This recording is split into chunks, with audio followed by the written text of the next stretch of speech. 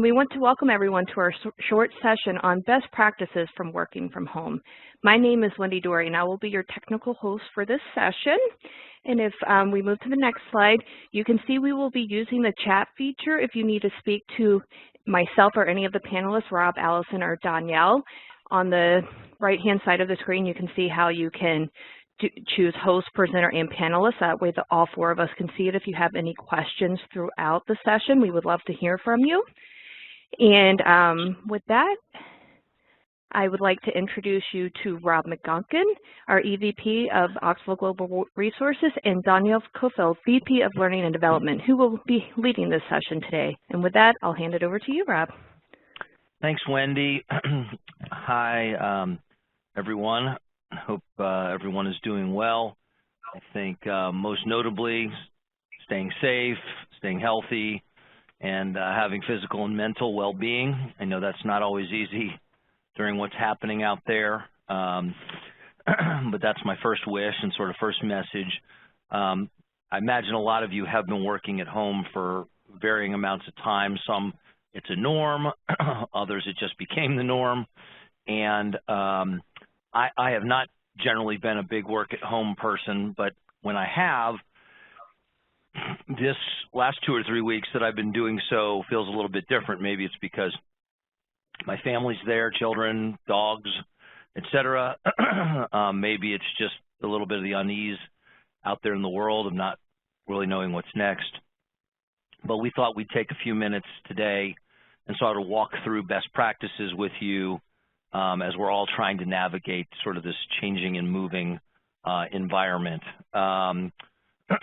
Our goal for this session is to reinforce best practices that some of you may have done for a long time, introduce best practices to those of you who are newer to this, and really, just connect with you and be able to offer some value along with our normal offerings, with this WebEx. So I hope you find these tips and resources to be helpful. And good reminders are the most important things when you are trying to be as productive as possible in your home situation. And with that, I'll hand it over to Danielle. Thank you, Rob, and welcome everyone. Moving to a work from home model may seem like the ultimate scenario for some of you, and for others, maybe not so much. I've spent most of my career working and managing my teams from my home office, I think successfully. And today I'm going to share a few best practice tips for making this transition successfully. These tips are backed by organizations like Harvard Business Review, Inc.com, and Forbes. But before we get into sharing what the tips are, we thought we'd like to do a little poll. Wendy's going to take the ball and get the poll going. You'll see it pop up on the right bottom side of your screen. And what we wanted to do is just get a better feel for what your experience level is working from home. So there you go. You should all see the poll right now. So what's your experience level working from home for an extended period of time? So let's say a couple of weeks or more. Your choices are, this is my first time, I've done work from home before, but it's been a while, or I work from home all the time. So that poll will be open for about another 20 seconds, and we'll see the results. So I'm curious, Rob, what do you think are some of the top challenges for you personally working remotely? Well, I think they were multiple at first, and I think the real key to feeling more comfortable for me was getting not only my work area set up, but sort of rules of engagement with the rest of the family on sort of, hey, we're all doing something here. I've got children in college age, high school age, so everybody's distance learning at this point, different conference calls, Zooms, quiet time, trying to turn in assignments. So posting our schedules basically on what's important to us that day was the #1 thing. Yeah, for sure. I can relate to all those things. How about any pluses in the remote environment? Well, more family time, or at least more seeing them across the living room, or the kitchen being messy. But no, probably the best part about it is the commute. Yeah. no commute. That's pretty awesome, which usually turns into more work time, right? That's how that works out. All right, our poll results are in. We're kind of split. So we've got 109 people on this call. We've got 14 that said this is their very first time working remotely, another 26 saying they have worked remote, but it's been a while, and we've got 34 saying they work from home all the time. So it's a nice blended group. And as Rob mentioned, for those of you that have been working remotely, hopefully this is just confirmation of some things that you're already doing to work from home successfully. And for others where this is somewhat new, I hope that we have some things in here that might help you transition a little more successfully. So our first tip here is to set up a comfortable work from home space. So whether it's a work desk or your kitchen table, establishing a functional workspace where you feel comfortable is going to be key. Also, having this designated space will help set boundaries both for yourself in where your personal life is and your time allocated to work. So when you're at your home in your office space, you know that's your designated time. And more importantly, probably others in your house will know that as well when you're there. Another tip is to turn off background distractions that can be helpful. I think most of us when we're home might have the music on or a TV on or potentially both. But it turns out if you don't have music playing normally when you're in your office environment, this could now be a distraction for you if you have it running in your home environment. So the key is to try to mirror the same behaviors and model the same environment that you keep in the office at home. Our second tip, connecting with people can be a bit challenging when you're working remotely. And so one of the best ways to help maintain that personal connection with your colleagues is to use your camera. Seeing each other face-to-face can make things feel less distant, and we know that a lot of communication is expressed through body language and facial expressions. So we'll be able to capture that as well as what people are saying when we turn on our cameras. So if you have video accessible on your laptop, the gurus are encouraging us to use it to connect with our teams and managers. A couple of tips on cameras: make sure your camera is set so you are seen clearly and professionally. I know all too often I've been on video calls and someone has really bad backlighting or half their head is cut off, or they're just way too close to the camera. We can just see way too much. So practice makes perfect. Another tip is books are a great thing to place under your laptop if you need to give it a little bit of height so it's at the right level for you and you feel comfortable with the image you're portraying. The third tip, try to keep a routine. And I will tell you, I am guilty of not doing this. I can find myself logging in at 6 a.m. and connecting with work until 11 and not taking care of myself during the day.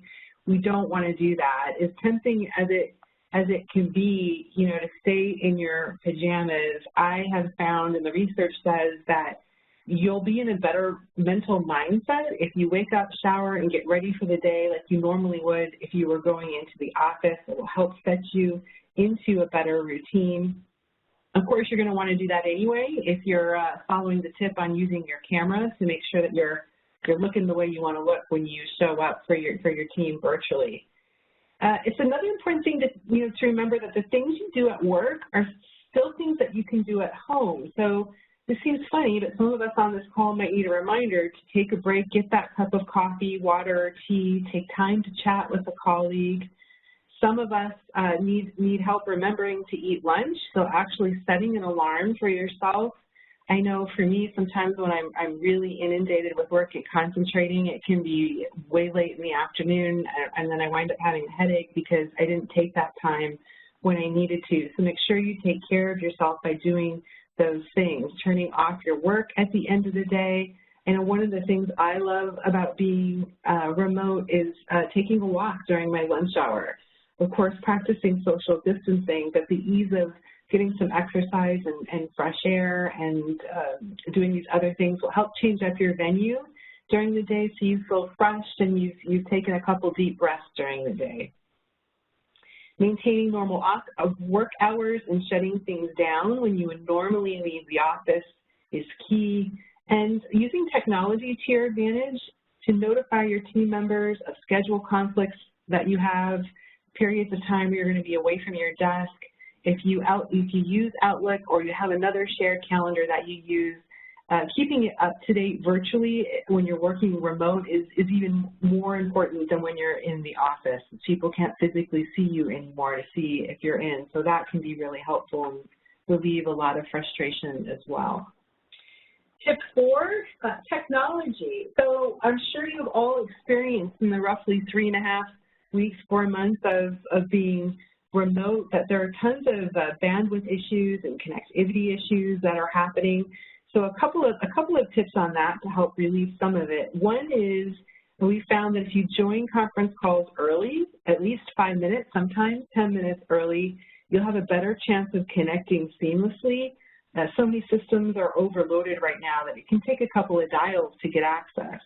So that's one thing, join early, and also get any supporting documentation ready and open ahead of the call, especially if your documents or your sheets are on OneDrive or Google Drive or somewhere on the cloud, just to make sure that you're not going to have connectivity issues and delay game when you actually get on the phone. Tip 5, check in and share your work from home reality or experience with your manager. Now, saying this might make you feel a little bit uncomfortable, but communicating with your peers the reality of your remote work situation is super valuable. So things like if you have a dog like mine that tends to bark, honestly, the moment I get on calls, even though I do the very best to place myself in a quiet area, it can happen. And just letting your boss or your peers on the phone know that you've tried your best to eliminate noise, that you've got this going on, again, can help relieve tension and help you have a more productive call. You know, being open about your work from home reality will only help you and your manager better support each other and problem solve issues. The situation that we're dealing with now is unprecedented, and it's not a normal work from home environment or conditions. So communication is really key during this time. Another tip we have is still around communication, but your managers, of course, will be communicating with you regularly and maybe more than normal, but it's going to be a different way of communicating. You're not going to be able to, look over into their office or walk by their cube the same way you would normally do. So the suggestion is to create a notebook for yourself that just has manager-focused items, and throughout the day, write down questions that you need answers or work updates that you want to give your boss or your manager so that when you do connect with them, you have a very efficient and effective call and you cover everything you need to cover. You might also feel the need during this time to over-communicate, and so writing down your checklist for your manager will keep you from doing that and keep you from emailing too much or texting too much and just keep you very centered and focused. All right, tip 6, setting a strong agenda for meetings. I'm sure most of you do this anyway when you're hosting a meeting, but it's even more important when you're remote to two things. One, turn on your camera, of course, like we mentioned before. It's always a good idea to help build that connectivity. But being very clear specifically about what you want to achieve on the call. So the desired outcome or goal of the call, saying that up front. Like, for instance, by the end of this meeting, we need to come to a decision on X, Y, and Z, or we need to review this process and come to agreement on the flow. Whatever it is, that you state that up front so everybody's on the same page about what you need to accomplish. And it's also important to take the first few minutes of your meeting to connect and check in with each other. You would do that normally when you're in a conference room in the office. You should still do that. It's easy to forget to do that when you're in a remote environment, but it's more important than ever to keep that connection with one another. And that kind of leads to tip 7, so making it social. It's okay to connect with colleagues during the day for social reasons. You know, working from home does not equal zero communication to your colleagues and work friends. It is okay to take 5 minutes to connect with someone. We do it all the time when we're in the office, when we grab coffee, pop by someone's office space. The same thing applies when we're working virtually. Ask how their day is. I know my team every once in a while will send out an article that's pertinent to what's going on in the world or to the work that we're doing to help build the connectivity. Sometimes we share songs with one another. So, just trying to keep the environment and your connections as normal as possible is a lot easier than we may think if we do these things. It can really make a difference in maintaining relationships with one another. And so in addition to these best practice tips, we have an online resource page that we're going to be sharing with you to support you that provides training and best practice tips on a variety of topics. Some of them include time management, project management, best practice tips for conducting remote meetings. After this session, for anyone that's attended, you'll be receiving an email with the information on how to access this page. So after the session, look for that email and you'll get access to this page. So I hope you found these tips helpful. If nothing else, it's a refresher or confirmation of the good things you're already doing. And with that, I'll hand it back to Rob McGuckin. Thanks, Danielle. Thank you, everyone. So a few parting thoughts. Look, as I said at the top of the call, unprecedented time that we are facing here, but we'll get through it. America is working, we continue to work, and we will continue to find ways to, find our way. We want to thank you all as partners and really ask you to stay connected with us, whether or not you are currently on an assignment, whether or not you are looking or will be looking soon. Getting your updated CV to your recruiter, your sort of individual recruiter, is your number one way to stay connected to us. If you're unsure who that is, you can go directly to our website and submit your latest resume there, and we'll get reconnected. Okay. We value you all as our consultant community, and we want to be here for you. We took some time to fine-tune our own work-from-home scenario before, tweaking this deck and wanting to share it with you. And we'll continue to be thinking about ways that we can do more of that in the future. Okay? So stay healthy, stay safe, and just know that we're a quick call away. Okay? Thank you for your diligent work, and have a great rest of your week. Great. Wendy, did we get any questions that came in? Yeah, we did. Someone did ask if you can define normal work hours. Yeah, I think I'm sorry, I wrote back to that, and I guess I didn't hit all. I think normal work hours are what your end client asks you to work, or what they determine that. I know we've got parameters here internally at Oxford that we sort of set, and depending on what time zone someone's working through, what group they're supporting, what they're doing, those vary. But I really think that's best determined by the client that you're working with. Thank you, Rob. And then we also had Dan say that he's been working from home more or less than since the 90s, and he would like to add, if you have a room where you can close the door, that really helps, because when you cross that threshold, you are at work. So another good tip from one of our consultants. Oh, that's wonderful. That's good. I got some duct tape on my door just to keep it closed, but that's really good. Yeah. And I will send you a few more, Rob. One moment, please. I have one to send to you.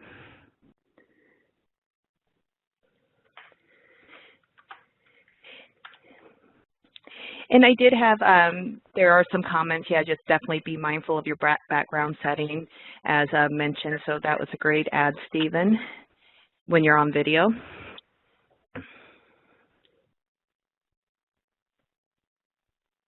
And please feel free yet to continue to write in questions. We do have a couple more moments, and we would love to make sure that we answer everything. Artie, that's good. I guess if you have sent a sort of a private message to the host, which I see as possible, give me a minute or two when we get off the call, and I'll be happy to reply to it. Yes, thank you, Rob, for that. And we did have some other tips, you know, make sure to go out and get exercise. I know Danielle, you know, goes on her lunch walks every day. So, yeah, we're getting some really good tips in here from our consultants.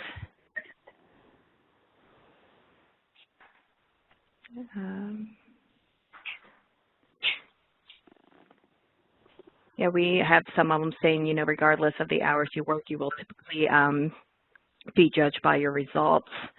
So be mindful of that.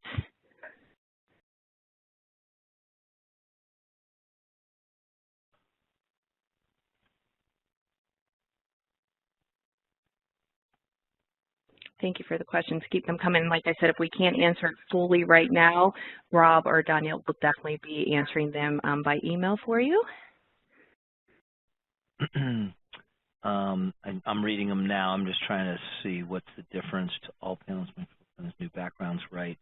And we know we've all had some fun with the Zoom backgrounds. Anyone that's done a Zoom, I found myself on the Golden Gate Bridge the other night, which was cool.